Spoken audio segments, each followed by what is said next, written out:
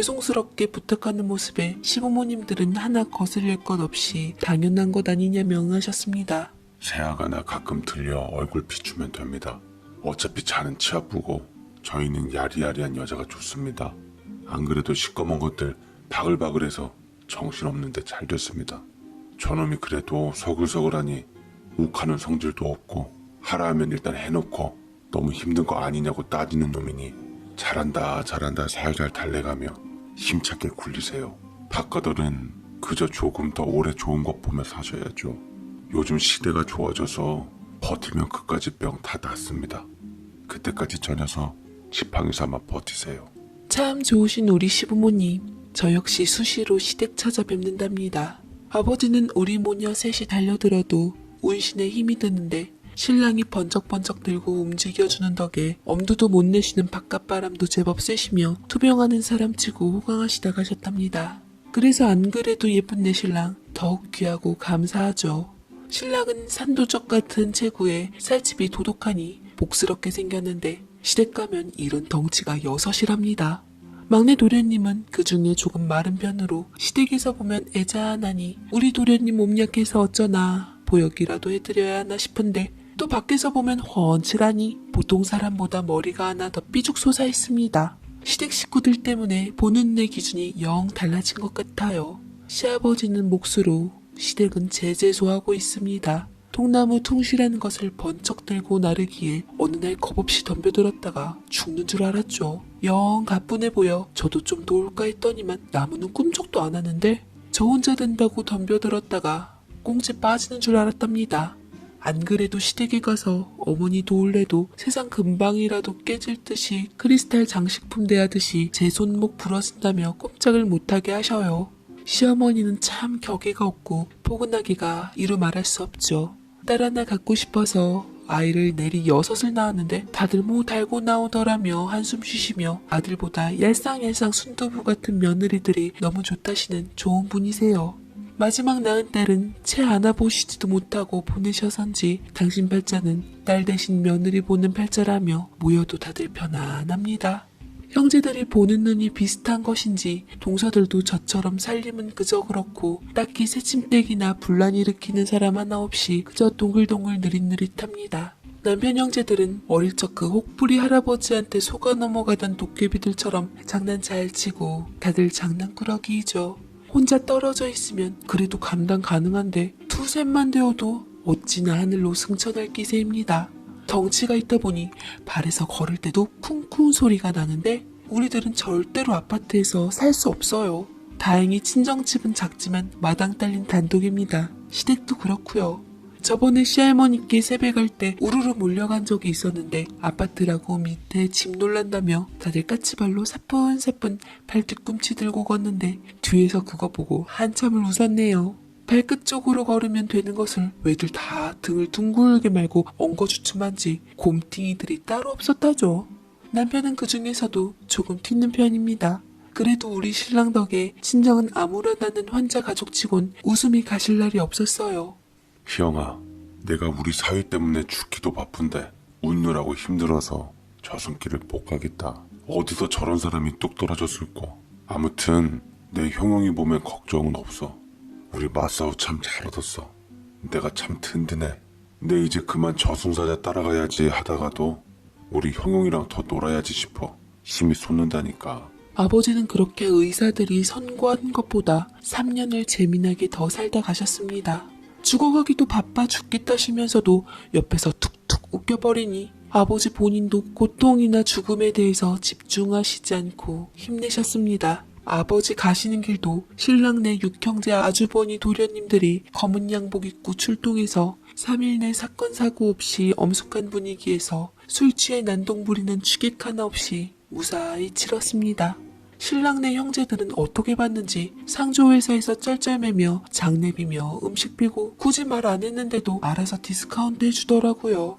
그 커다란 몸이 다 애교로 채워졌는지 아버지가 초췌한 안색에도 웃음을 지으며 말씀하시던 말에 저는 병마로 가시는 우리 아버지 힘든 길 편안히 비춰준 이 남자라면 바람을 펴도 내 군소리 없이 견디리라 마음먹을 정도였습니다. 물론 신랑은 바람과는 거리가 먼 남자입니다.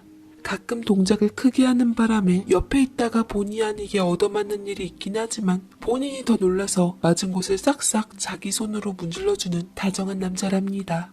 처음 소개할 때 제 동생이 방 안으로 성금 들어오는 모습을 보고 도깨비 들어온 줄 알았다고 하는데 남편이 머리가 큰 데다 얼굴까지 볼고족족한 편이라 더 그래요. 항상 보면 이제 막 축구 한 판 제대로 뛰고 온 사람 같습니다. 저는 아버지가 쉬고 남편을 쏙 빼닮은 나이를 낳았습니다. 4.2kg 우량아로 신생아 때부터 다른 아이들보다 더 두툼하니 보통 손 발목 두세 개 접히는데 혼자 5겹으로 접히는 손목과 발목을 가지고 나왔습니다. 남편처럼 이제 막 축구 한 판 끝내고 온 것 같은 볼고족족한 볼때기를 타고난 건강미 뿜어내는 아기 장정으로 아쉽게도 여자입니다. 시어머니는 귀한 여자 손이라며 예뻐하시는데 저는 물론 예쁘면서도 슬쩍 시집은 제대로 가려나 걱정되는 부분이 있었어요. 아버지 떠나보낸 후 신랑 덕에 엄마는 금방 슬픔에서 빠져나와 잘 지내셨습니다. 걱정되어서 엄마 방문 열어보면 떼구르르 방구르고 계시죠. 능글능글 어찌나 비위 좋게 말하는지 개그맨 하지 그러는데 이 사람은 개그맨은 못 시킵니다. 입이 걸어서요. 남사스러운 얘기도 어찌나 능글스럽게 하는지 이 사람이 입 한 번 털면 옆에서 안 듣는 척하고 있다가 동생도 입 막고 웃습니다. 희진아 너도 딱 이런 서방 얻어와라. 사위들이 이렇게 드나들면 엄마 100살까지 살겄다. 아이고 엄니, 저 같은 사람 또 들어오면 집 모셔줘요. 얌전한 사람이 들어와야죠. 지가 엄니 배꼽 빼놓으면 옆에서 얼른 확 잡아가 집어 넣어줄 사람이 있어야죠. 둘이 옆에 붙어 엄니 배꼽 냅다 빼기만 하면 100살까지 못 살죠. 엄니도 참 욕심도 많으셔. 희죽 웃는데 머리숱도 많은 데다 곱슬머리라서 마트에서 파는 뚱뚱한 개그 버전 인형 같습니다. 힘이 넘쳐서 저번에 화장실 문짝 뜯어놓긴 했지만 걱정할 것도 없어요. 본인이 다시 뚝딱 고쳐놓으니깐요. 아참, 제 이야기의 주인공은 이 사람이 아니라 동생입니다. 우리 희진이요. 제 동생이라서가 아니라 참 예쁘고 능수버들처럼 낭창낭창 천상 여자의 나이로 성격도 외모도 참 곱습니다. 원래 애가 순하고 착해서 의사나 간호사 된다더니 피 보는 건 자신 없다고 교대 가서 선생님 되셨습니다. 제 동생 희진이는 수녀 같은 나이로 사람이 주는 기운이 남달라요. 주위에선 연예인 하라는데 그것도 끼가 있어야죠. 순둥순둥 아이들한테나 발랄하지 영 조신하고 참 얌전한 여자랍니다. 처음 신랑한테 보이니 농담조로 나 말고 처제 먼저 만날 걸 하는데 참 누가 만나나 준답니까? 쿵! 발 딛는 소리로 애 놀래켜놓고선 하지만 저는 그 말의 의미를 알아 기분 나쁘진 않아요. 자기도 처제처럼 여성스럽고 예쁜 사람은 처음 봤다며 칭찬이랍시고 한 말이랍니다. 도깨비 같은 신랑 스타일 저는 좋은데 솔직히 여동생은 많이 무서워했습니다. 희진아 이제 형부 될 거니까 너무 무서워 마. 저렇게 생겼어도 은근히 마음 약하다? 우리 집 지켜줄 든든한 지하 대장군이라고 생각해. 공부만 파느라 연애 한 번 안 한 내 동생은 주말이면 집에서 열심히 애기들한테 뭐 만들어준다며 조물조물 바쁩니다. 남편은 처제 청춘이 너무 아깝다며 연애라도 하라고 여기저기 소개팅 시켜주는데 동생이 마음에 안 드는지 애프터 받으면 거절하는데 때 되면 임자 나서겠지 지켜보고 있죠. 남편은 제재소와 남편이 따로 낸 유리집을 오며 가며 나름 투잡을 하고 있습니다. 몸재고 솜씨 좋다고 소문나서 이렇게 빈둥거리는 것 같아도 점포 목공사 한 번 하면 훅 땡기는데 일 안 하는 나머지 시간은 한 맺힌 듯 입으로 풉니다. 제가 결혼하면서 나는 다른 거 안 바라고 우리 친정에 아들같이만 해주면 된다고 했는데 덩치대로 열아들 몫은 제대로 하고 있어요. 어지간한 집 아들 10명이 떠드는 목 혼자 다 떠들어댑니다. 엄니, 좀 이따가 희영이 손잡고 여기서 저까지 노래 좀 부르고 오세요. 요즘은 애기들이 공을 안 차서 유리 가는 집이 없어. 우리 명창 각시하고 그보다 더한 명창 장모님이 쭉 자리 깔면 동네 유리창 다 깨지고도 남을 것이요. 점심 드시고 소화시킬 겸 살살 돈 일다 오세요. 사위 돈 좀 벌게. 노래 한 자락 진하게 깔아주시면 내 수수료 두둑하게 띄어드릴게. 흰눈으로 쏘아보시면서 웃는 엄마를 보며 보글보글 덥수룩한 머리를 손으로 훌훌 털면서 강아지처럼 해맑게 웃는 남편에게선 향기가 납니다.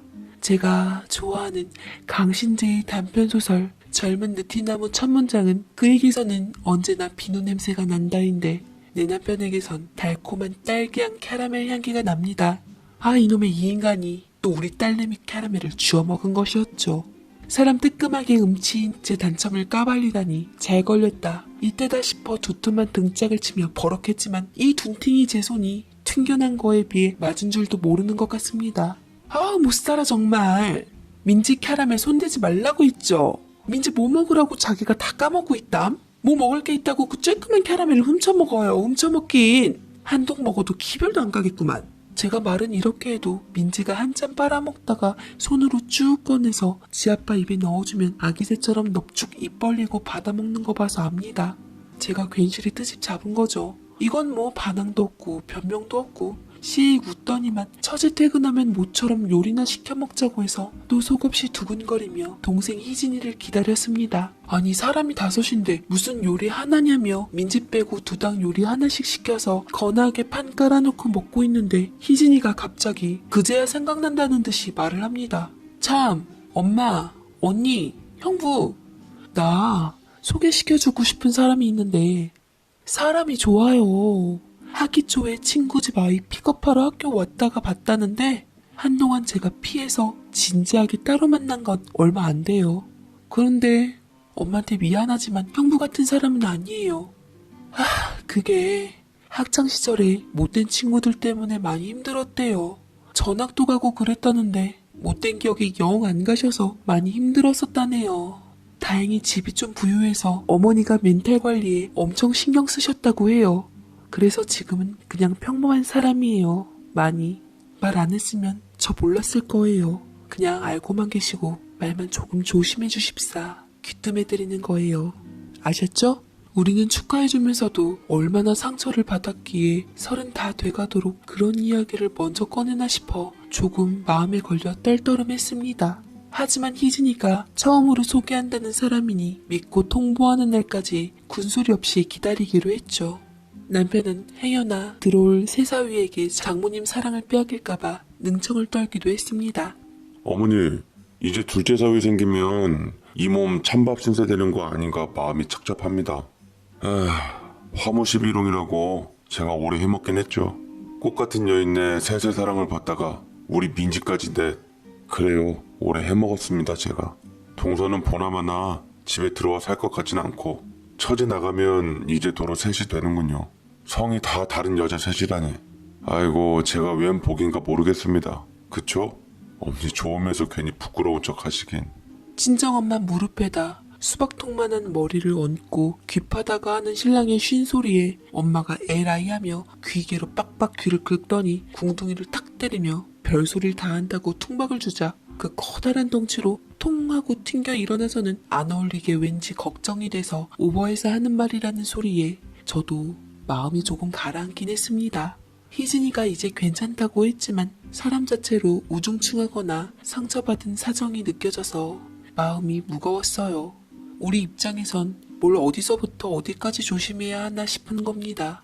조금 더 캐보니 희진이는 이자 옆에서 사람 구실하게 도와줄까 싶다는 것이었습니다. 동정심인지 모성애인지 자기가 옆에서 이 사람 제대로 사람 구실하게 해주고 싶고 왠지 그래야 할 것 같다는 겁니다.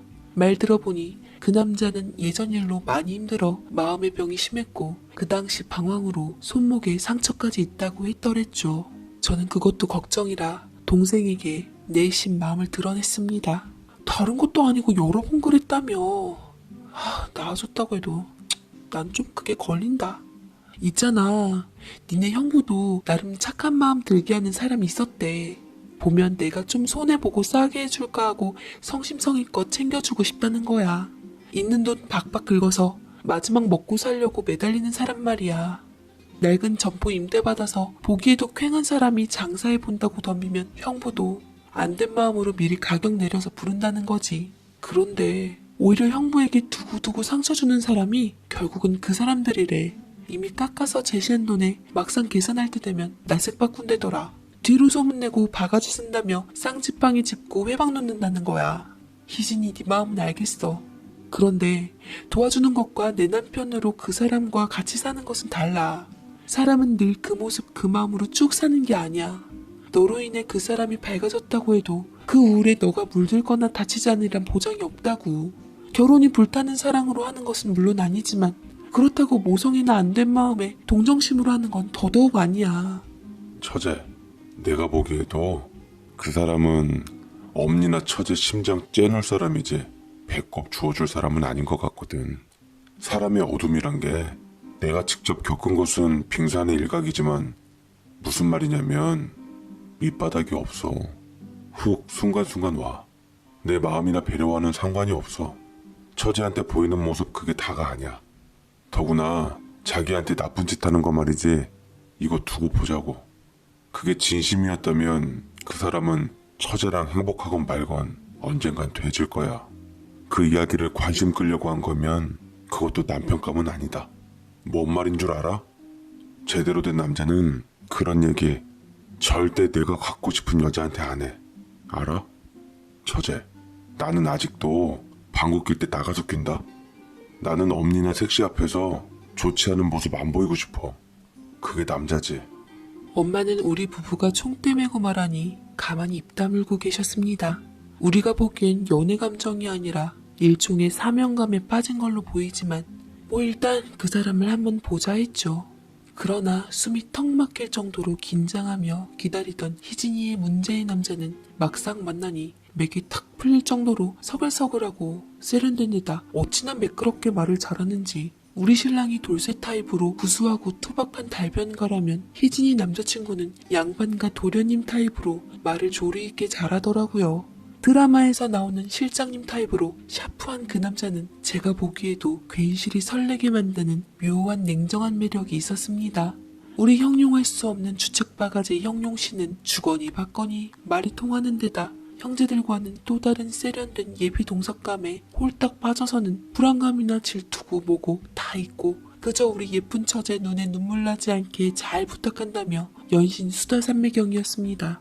그렇게 흐뭇하게 두 남정네 바라보는 저는 순간적으로 지나가는 모습을 봤더랬죠. 생각하면 별것 아닌데 보는 순간 제 마음속에 드는 그 감정을 뭐라 표현할 길이 없습니다. 희진이가 사귄다는 학창시절 힘든 일을 당했다던 그 남자는 앞에서 신랑이 하하호호 신나게 이야기하는 모습에 따라서 활짝 호탕하게 웃어 보이며 맞장구를 치는가 싶었는데 문득 고개를 틀어내리며 얼굴을 순식간에 싹 굳혔습니다. 별것 아닐 수 있는 건데 왜 이렇게 순간 그 표정이 소름 끼치던지 마치 가면을 쓰고 우리를 대하는 것인가 싶은 불안감이 생기기도 했어요. 버릇인가 싶어 유심히 살폈는데 늘 그런 것은 또 아니었습니다. 하지만 저는 그 뱀처럼 사악한 그 순간의 표정을 잊을 수가 없어요. 그런 것도 모르고 신나게 침 튀겨가며 이야기하는 철없는 남편을 보며 한숨을 쉬었습니다. 아주 조금만 지나면 벌떡 일어나 민지하고 쌍으로 궁둥중까지 추게 생겼습니다. 내친김에 자기 어머니까지 소개하고 서두르고 싶다는 남자 말에 맞장구 치는 신랑이 마냥 미웠지만 엄마도 조용히 고개를 끄덕이시기에 저는 그냥 입 다물었습니다. 희진이를 공략해야겠다 싶었던 것이죠. 그 자리에서 티낼 자신도 없고 아무것도 아닌 것에 괜시리 저 혼자 예민 떠는 것 같았기도 했습니다. 그런데 그날 밤 저는 왠지 기분이 가라앉고 정체를 알 수 없는 끈끈한 불안감에 한바탕을 요량으로 참지 못하고 자는 신랑 코를 비틀어 깨웠어요. 이 물정모르는 허허실실 둔티이가 말로만 처제 하면서 상대 면면도 제대로 살피지 않고 팔아치울 생각인가 미웠던 것이죠. 그런데 남편은 놀라운 말을 했습니다. 그 자식 순식간에 표정 바뀌는 것 때문에 그러지? 에이고 나도 봤어. 고개 돌리면서 정반대 표정으로 싹 식던 거. 그래서 그 어머니란 사람도 보자고 한 거야. 티내지 마. 참 우리 셋이 똑똑한 줄 알았더니만 포커페이스 안 되나?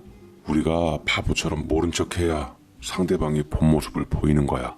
그런 표정 하나 가지고 꼬투리 잡기는 뭐하고 좀 더 확실한 근거를 잡고 말려야 통하지.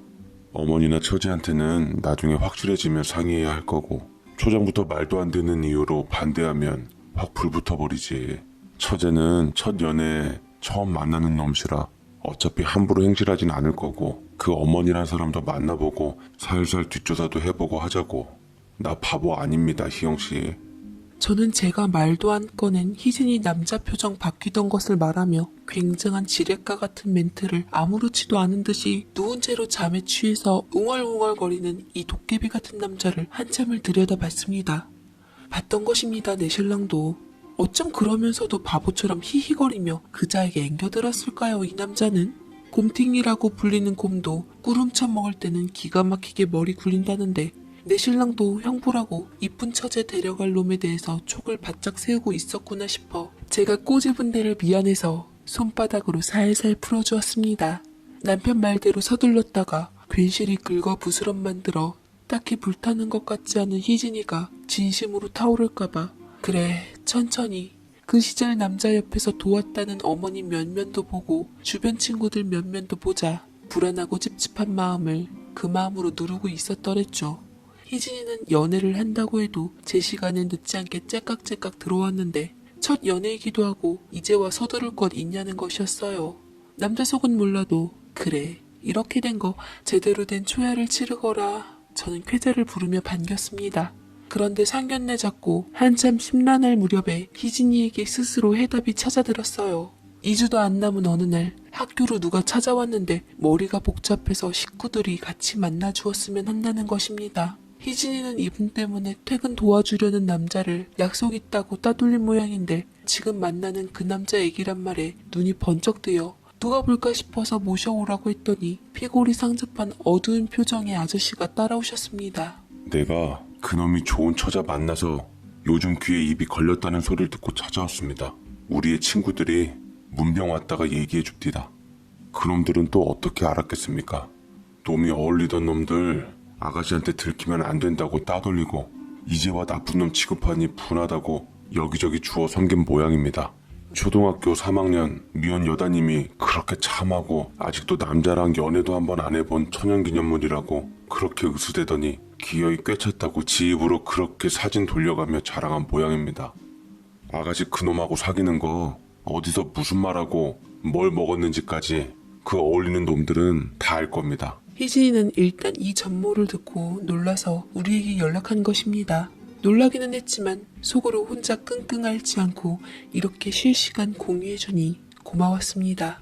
제가 전화해서 급히 집으로 불러들인 신랑은 평소와 달리 이 얘기에 얼굴 전체가 다 붉어져 무서워 보였지만 아저씨는 개의치 않고 대뜸 사고친 애들이 가는 곳을 아냐고 물었습니다. 제가 불안한 마음으로 그거 어린애들이 사고치면 가는 곳 아니에요?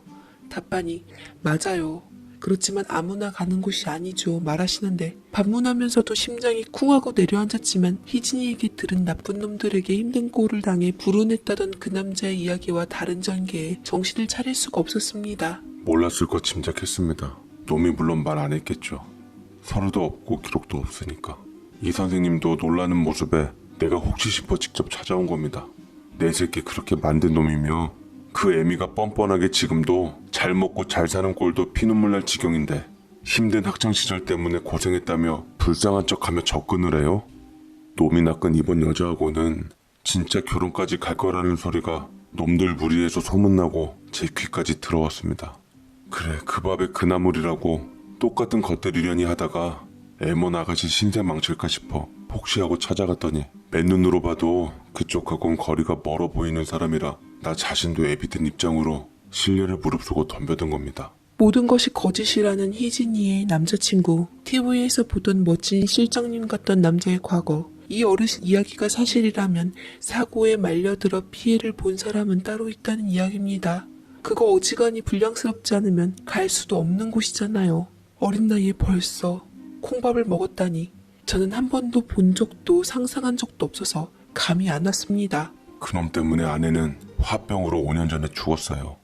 가진 재산 다 내 아들과 아내 병간호로 날리고 내 속이 썩어 문드러져 사업은 망했고 하나 있는 딸은 친척 집에 맡겨두었는데 연락 끊어서 지금 어디서 사는지도 모르게 됐습니다.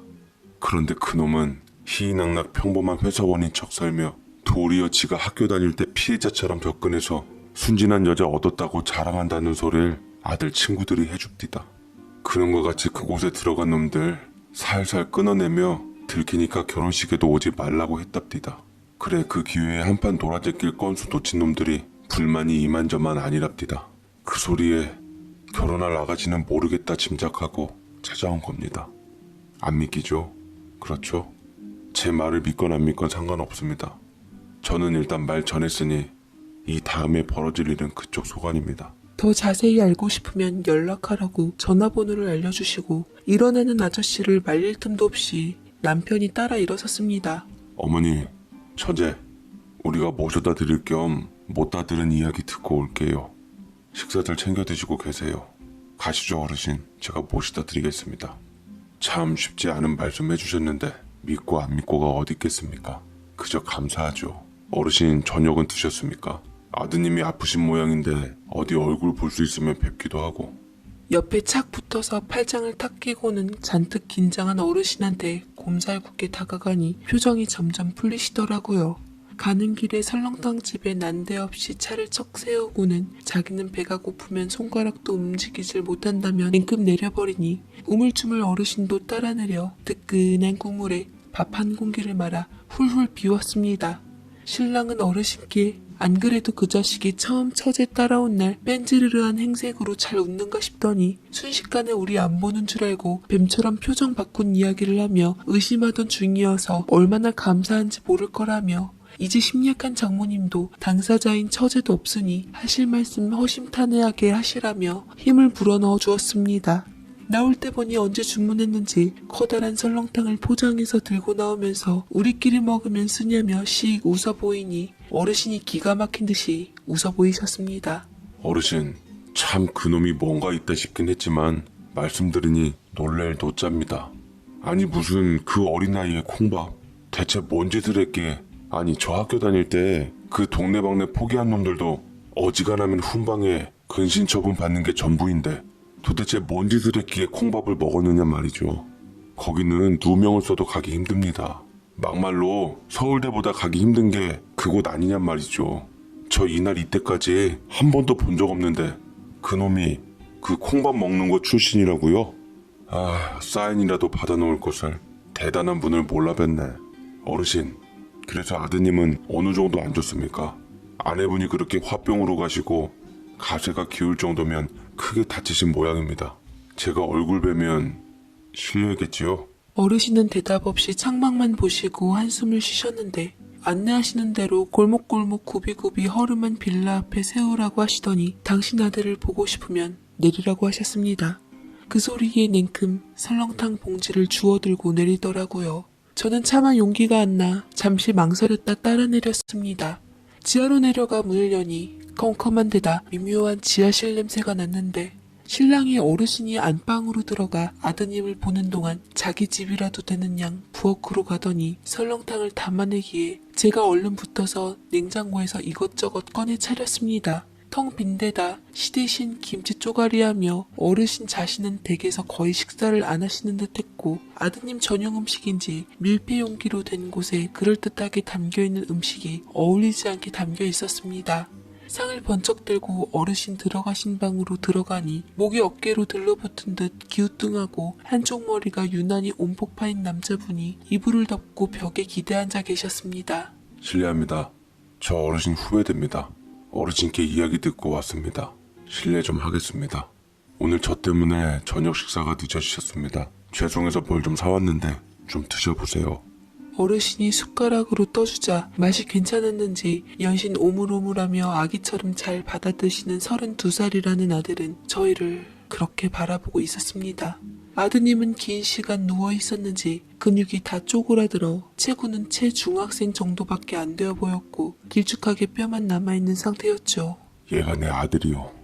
그놈이 한순간에 내 멀쩡한 아들을 이렇게 만들었어요. 누구보다 건강하고 똑똑한 내 아들을 하루아침에 이 꼴로. 놈이 교실에서 내 아들을 창가로 유인해서 뒤에서 밀어버리는 것을 교실 전체가 봤습니다. 심지어 그놈의 패거리 하나는 아래에서 아들 다리를 들어 올리기까지 했다고 들었습니다. 그런데 놈들은 그 상태에서 수업종이 치고 선생님이 들어오자 입을 다물고 떨어진 아들을 구할 생각도 안 했다고 합니다. 지금 우리 집에 자주 들르는 친구가 선생에게 일러 아래를 내려다보니 그제야 진입로 콘크리트에 머리를 짓지은 아들을 발견하고 난리가 났다고 합니다. 놈은 장난이라고 합디다.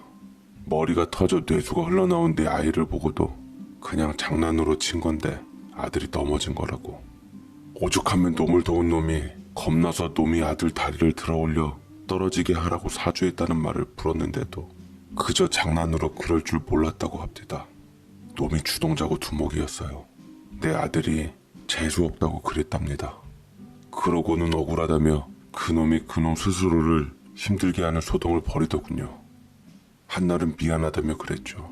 그 애미는 그것을 빌미삼아 사방팔방 돈 뿌려대며 콩밥 기간을 줄였죠. 이후로 놈들끼리 입맞춰서 증언을 번복했습니다. 그 반 아이들도 폐가 갈렸어요. 물론 내 아들 편은 이제 몇 없습니다. 내가 가세가 기우니 굳이 이득 없이 내 아들에 대해 나서주는 아이들이 없어졌습니다. 그리고 잊혀졌죠. 내 아들은 이렇게 됐지만 가해자는 공식적으로는 죗값을 받았습니다. 그렇게 쉬운 껌값처럼 그놈들 1년 가둔값이 내 아들의 인생 전부와 맞바꿔져 버렸습니다. 그저 이놈보다 하루만 더 살자 하며 버티고 있던 중에 내 그 소식을 듣고는 한참을 말이 없는 어르신이 우시느라 숟가락질을 못하자 아드님은 영문을 몰라 하며 밥 달라고 보채시기에 제가 남은 밥을 떠먹여 드렸습니다. 신랑은 두툼한 발가락을 꼼지락거리며 어쩔 줄 몰라 하다 제가 아드님 상 치우고 설거지하는 동안 나가더니 과일이며 쌀, 라면 등 먹거리들을 잔뜩 싸와 쟁여놓고 우리 다음에 또 찾아오겠다 인사 올리고 나왔습니다. 돌아오는 길 착잡하기 그지없었지만 신랑은 분기탱천에서 감히 우리 고결한 처제를 넘보는 세상 더러운 하급 인간에 대한 증오로 부글부글했습니다. 그 집 벽에 가득 걸려있던 살고당하기 전 아드님 사진은 해맑고 순한 청년으로 놈이 아닌 우리 희진이 옆에 세우면 더 어울릴 것 같아 더욱 눈물이 났더랬죠. 우리가 무슨 이야기를 하는지 왜 우는지도 모르고 뒤틀린 손으로 남편이 쟁여놓던 과자 봉지를 쥐며 활짝 웃던 그 모습이 자꾸 떠올랐는데 그 짐승 같고 독사 같은 것이 순하디 순한 우리 희진이 실증이라도 나면 어떻게 대할까. 자기가 저렇게 만들고 오히려 피해자처럼 아니 실상은 죗값을 덜 받기 위해 거짓말을 하고 우리 희진이에게 그 이야기를 뻔뻔스럽게 하며 틈을 파고들었다는 것이 소름 끼치고 눈물이 났습니다. 집에 도착하니 한밤중이었지만 잠자기는 글렀고 희진이도 우리 이야기를 듣기도 전에 그만두겠다고 하더라고요. 어떤 변명도 필요 없어요, 장모님. 맑은 얼굴로 자기가 한 짓을 자기가 당한 것으로 거짓말하면서 처제 동정심 유발했더구만요. 더구나 장난으로 했다기엔 도가 넘었어요. 아주 뼛속까지 어그러진 인간이다. 끝까지 악의적이더라고요. 그 나이에 친구를 그 지경으로 만든 놈은 처제랑도 살다 화나면 눈돌아가 그 지경 만들 겁니다. 그 피해자 사는 모습 보면 도의적인 책임한 꼬다리도 없고 애미가 나서서 무마했다는데 면면이 사람 아닙니다. 처제는 어때? 그래도 그놈이 좋고 만난다고 하면 언니랑 나는 아마 처제 집 앞에서 붙박이 망구석으로 죽을지도 몰라. 희진이는 이미 어르신 만나뵈었을 때부터 접기로 마음먹고 집에 모셔오는 거라며 미련 없이 그만두겠다고 했습니다. 어떻게 떼어내야 하나 생각하니 그것이 일이었죠. 최대한 희진이와 그 어르신네한테 피해 없이 파토를 내야 했습니다. 저희 둘은 그래 결정난 김에 이제야 처음 이사 왔던 날 우리 두 부부만 보았던 표정 이야기를 해줬습니다.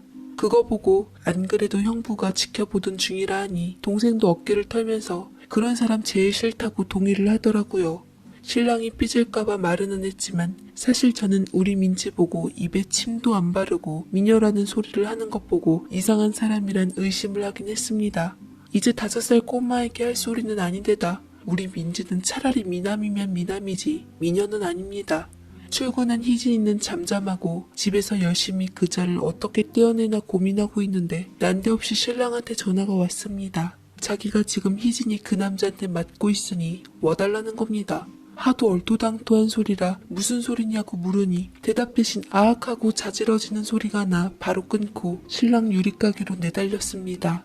간이 신랑이 그 비리비리한 놈씨한테 깔려서 맞고 있었습니다. 세상에나 콩밥 다녀온 출신이라더니 다르긴 다르구나. 저도 모르게 눈이 확 뒤집혀서 내 동생이 처진 신랑 쓰레빠를 쥐어들고는 냅다 싸다구를 이쪽 저쪽 갈겨버렸습니다.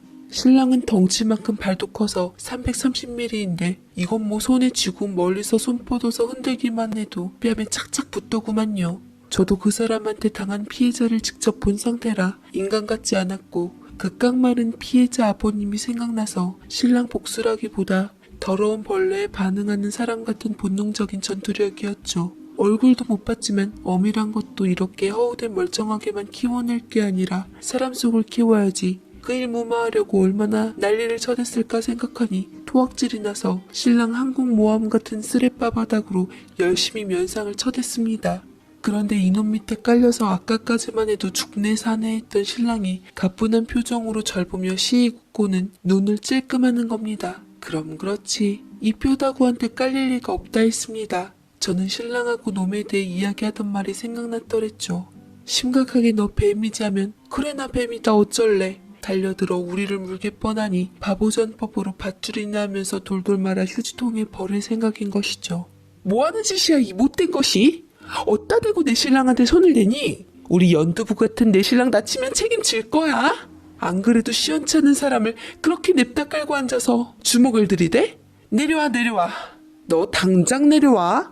허리 다치면 너 가만 안 둔다. 어? 우리 아직 둘째도 못 가졌는데 희진이 요거 앙큼한 기집애 그거한테 사주 받았어? 아니 있는 집 남자라길래 잘되면 신혼여행 선물 겸 가방 들만한 것 좀 하나 사달랬더니 빽 하던데 기어인 남자 시켜 내 신랑을 패? 요것들을 진짜. 저는 무식하고 우명한 파치처럼 신랑 쓰레빠를 뒤집어 놈의 코에 가져다 대고 마구 문대버렸습니다. 놈이 저를 풀이치며 아오하며 성질을 내곤 일어나자 저는 책상 밑에 있는 신랑의 땀에 젖은 꼬리꼬리한 작업 신발을 손에 집어넣어 끼어들고는 맞붙어 싸울 태세를 하다가 이즈음 맞은편 가게에서 신고를 할 모양인지 파출소 순찰차가 가게에 딱 서는 모습에 냅다 나가 문을 활짝 열어젖혔습니다. 밖으로 달려나갈 때 보니 놈은 순찰차를 보고 순간적으로 싹 핏기가 사라졌습니다. 그렇게 아무리 법망을 빠져나와도 죄를 지은 자기 자신은 못 속이는 법이랬죠. 우리 신랑이 맞고 있다며 고래고래 소리를 지르며 경찰을 유인해 들어오니 누가 신랑인지 헷갈려하는 눈치였습니다. 덩치가 근 3배 차이 나니 당연한 것이었죠. 아니, 이 사람이 우리 처제랑 사귄다는데 제가 좀 친해지려고 점심 좀 하자고 불렀습니다. 뭘 기대했는지는 모르겠는데 남자 둘이 스테이크 먹습니까? 둘이 간단히 먹자 하고 짬뽕에 고량주 좀 시켰습니다. 네네. 그랬더니 일부러 가야 된다는 겁니다. 그럼 왜 왔냐고요 여길. 뭐 시커먼 사내끼리 얼굴 보자고 왔남? 내 동서될 사람 온다고 고량주도 3병 시켰다고요. 1병 반씩 사이좋게 나눠 먹자고 그랬더니 자긴 고량주 안 먹는데요. 소주 시켜줄 거냐 했더니 싫대요. 그럼 맥주? 그것도 싫대요. 그럼 양주? 저도 화딱지가 슬슬 치미는 겁니다. 아니 형사님들, 소주나 고량주나 그게 뭐 어떻다고. 세상에 술을 가리고 말이야. 어? 참네. 집이 좀 산다고 해서 부탁 좀 할랬거든요. 친해지면 좋잖아요. 아 지네만 잘 먹고 잘 살면 불행하지. 언제까지 유리집 하냔 말이죠. 저 보기 이래도 약하단 말이에요. 우리 마누라랑 제가 나름 있는 집에 매꾸로만이 쓸만하대서 이 사람 막 밀어주고 했거든요. 우리가. 우리 처제가 좀 많이 이뻐요 형사님. 좋다는 남자가 많아요. 우리 처제 사진 좀 보여드릴까? 아, 이따가 보여드릴게요. 초등학교 선생님 최고죠 최고. 암튼 이놈 하는 짓이 얄미워서 제가 1병만 안 마시면 안 보내줄 거랬더니 갑자기 짜증을 확 내대요. 그러더니 내가 따라준 술을 한 반잔 정도 마시더니 바닥에 남은 술을 확 끼얹는 겁니다. 그런데 저한테 튀었어요. 그래서 제가 그랬죠. 나한테 술 튀었다고. 아 그랬더니 막 성질을 내면서 저한테 달려들잖아요. 억울합니다 형사님. 사실 저는 농담한 거거든요. 미쳤다고 나 마시기도 아까운 걸 지한테 주남? 방실방실 집에 와서 잘 웃길래 제가 인 줄 알았거든요. 그런데 막 딴 사람처럼 얼굴 딱 굳히고선 한숨 쉬면서 대답하고 그러니까 괜히 나한테 주먹질이야. 저 고소할래요 폭행죄로. 그냥 갈 때까지 가보는 거야. 남편이 고소한다며 주민등록번호를 주르르 읊어대니 일단 받아 적던 경찰이 놈에게 당신도 맞았느냐 묻고 그렇다면 쌍방고소 가능하다고 하니 침을 꿀꺽 삼키더니 안 한답니다. 옆에서 제가 이 남자를 남편 슬리퍼로 때리고 구멍을 막았다고 이야기했는데도 안 하겠답니다. 콩밥 기록은 일반적으로 알 수 없지만 일단 수사 기록에는 뜨게 되어 있으니 놈의 주민번호를 불러주면 앞에 경찰분은 이력을 알 테죠. 놈이 탤런트처럼 팀장 웃음을 지어 보이며 그냥 이 집 사위들의 작은 기싸움이라고 이야기하자 남편은 고소하겠다며 드러누워 버렸습니다. 아, 형님 왜 그러십니까? 장난이 지나치십니다. 제가 잘못했습니다. 일어나세요 그만. 형사님, 저 허리가 아파요. 큰일 났네. 아까 이놈이 절 깔고 앉아서 영 못쓰게 된 것 같아요. 어찌나 엉덩이가 뾰족한지 제가 엉덩이뼈로 제 골반 거기를 꽉 눌러서 굉장히 아팠거든요. 살려달라고 해도 막 때리고 제 목도 막 조르고 그랬는데 그게 어디 사위들 기싸움이에요. 저 진단서 끊을 거고요. 만약 어디 잘못됐다면 치료비 받아낼 겁니다. 뭔 사위? 웃기고 있어. 나는 8년 대릴사위야. 올해 보약도 못 먹어서 막 어지럽고 그랬는데 기어이 저놈이 날 건드리네. 우리 엄니가 널 봐줄 것 같아? 우리 처제는 따라다니는 남자들만 해도 처제 곤란인데 혼자 김칫국이야. 경찰분이 신랑 말에 배꼽을 잡으며 좋게 해결하시라고 웃자 놈이 지갑에서 수표를 두툼하게 꺼내더니 일단 치료하시고 연락하라고 하고는 슬슬 나갑니다. 저와 신랑도 그걸 보며 표나게 천박하게 슬그머니 일어나서 수표를 못 이기는 척 받아들고는 이걸로 될까 모르겠다며 탐욕스럽게 둘이서 눈빛을 주고받았습니다. 그러고는 경찰에게 혹시 나중에 필요하게 될지 모르니 그래도 오늘 출동한 이력은 반드시 남겨달라고 부탁을 하자 놈이 세상 더러운 벌레 보는 표정으로 우리 부부를 바라봤습니다. 그야말로 우리가 바라는 눈빛이었죠. 그 눈빛에 힘을 얻은 저는 거기에 쐐기를 박으려고 말을 더 못했습니다. 아이 참 이거 희진이하고 나눠야 하나? 이건 순 자기가 몸빵으로 얻은 거니까 따로지? 그렇지. 이건 자기 병원비 하라고 준 거니까. 저기 모자르면 또 연락할게요. 희진이 시켜서. 아니면 직접 할까요? 많이 모자랄 것 같아요. 이 사람이 보기보다 몸이 약하거든요. 덩치만 크지 철렁철렁 순두부라니까. 놈은 점심시간 끝나서 직장에 복귀해야 한다며 경멸의 눈빛을 쏘아붙이고 급히 가게 밖으로 나갔습니다. 예전 그 무리한테 미주알 고주알 우리 희진이와 진도 뺀 것을 자랑한다는 놈이 정말로 진심으로 내 동생을 좋아할 리 없습니다.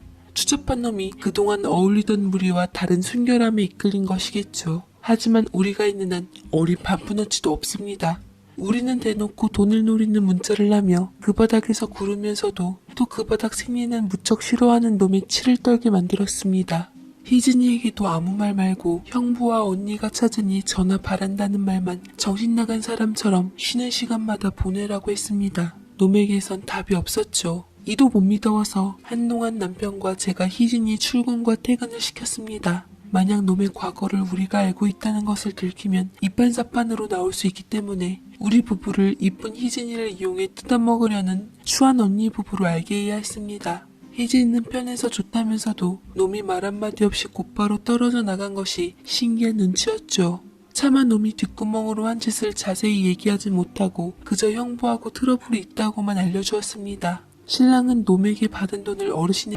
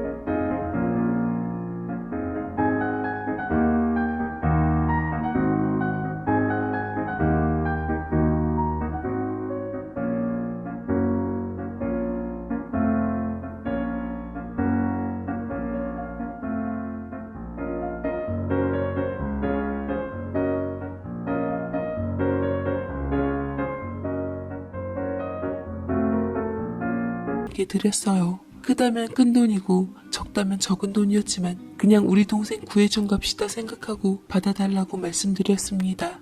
신랑은 그러고도 마음에 걸린다며 어르신을 둘째 큰형님네가 하는 고깃집에 불관리 직원으로 소개해서 조금 편히 지내게 했습니다. 가든 한켠에 살림집이 딸려 있어서 지하방보다 낫고 고기도 제법 풍족하게 먹을 수 있는 데다 막일보다 편해서 안성맞춤이었죠. 희진이한테 들러붙은 추악한 것이 슬그머니 떨어져 나가고 제법 친하던 교대 선배랑 연락이 되었다며 요즘 부쩍 얼굴이 밝아진 동생을 보니 꿈만 같습니다. 고지곳대로 남의 상처받은 이야기 믿지도 못하는 세상이 되었나 싶어요. 착한 여자들이 왜 고생하며 사나 싶었더니만 희진이한테 들러붙은 자처럼 그렇게 안쓰러운 마음을 벌레처럼 파고들어 낚는 것이더라고요. 모두 다 그런 것은 아니겠지만 자기 약점을 술술 불며 여자들에게 모성에 자극하는 자들 좋을 것 없다는 것을 다시금 깨달았습니다. 하여간 우리 곰팅이 신랑이 머리를 너구리같이 굴린 덕에 그 질안 좋은 사람을 무사히 떼어냈죠. 이건 신랑한테 비밀이지만 절대로 우리 엄마나 내 앞에선 방구도 안 낀다는 자부심을 가진 우리 신랑은 자면서 이불 속으로 스컹크 저리 가라 뿡빵거리지만 아버지에 이어 동생까지 살렸는데 그게 뭐 대수겠습니까? 오늘도 밖으로는 지하 대장군처럼 든든한 신랑이 엄마 앞에서 민지랑 재롱 떠는 모습을 보며 이야기 나눠봤습니다. 여러분들은 부디 좋은 사람하고만 연이 닿기를 바랍니다.